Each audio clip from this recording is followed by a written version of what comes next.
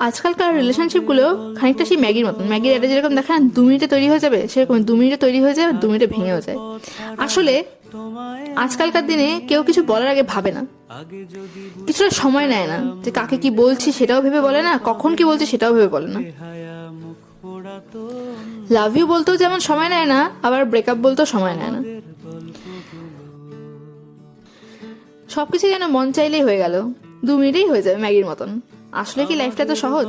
যেমন ধরো না, ম্যাগির অ্যাডে তো দেখায় 2 মিনিটে হয়ে যায়, আসলে কি ম্যাগি 2 মিনিটে হয়? সবজি কাটতে তো আজকে আমার আধা ঘন্টা সময় লেগেছে, তারপরে সেটাকে ভাজো, তারপরে ডিম দাও, মশলা দাও, তারপরে ম্যাগি সেদ্ধ হবে 2 মিনিটে, তারপরে গিয়ে রান্না কমপ্লিট হবে। রান্নাটা করতে তো আমার আধা ঘন্টার ওপরে সময় লেগে গেছে। তবে আমি বলছি না যে 2 মিনিটে ম্যাগি করা পসিবল নয়, 2 মিনিটের ম্যাগি 2 মিনিটের মতোই হবে, কিন্তু সময় নিয়ে রান্না করলে ম্যাগিটা কিন্তু টেস্টি হবেই হবে। যেরকম আজকে আমার ম্যাগিটা কিন্তু ভীষণই টেস্টি হয়েছিল। সেরকমই রিলেশনটাও তুমি যদি সময় নিয়ে ভেবেচিন্তে এগো, আশা করি অনেক বেশি সুন্দর।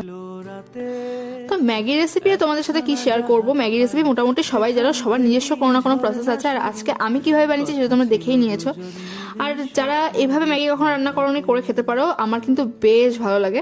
আর এক্সট্রা করে মশলাটা দিলে না, ওই কাহানি মেড টুইস্টের মতন টেস্টটা কিন্তু বেশ ভালোই আসে।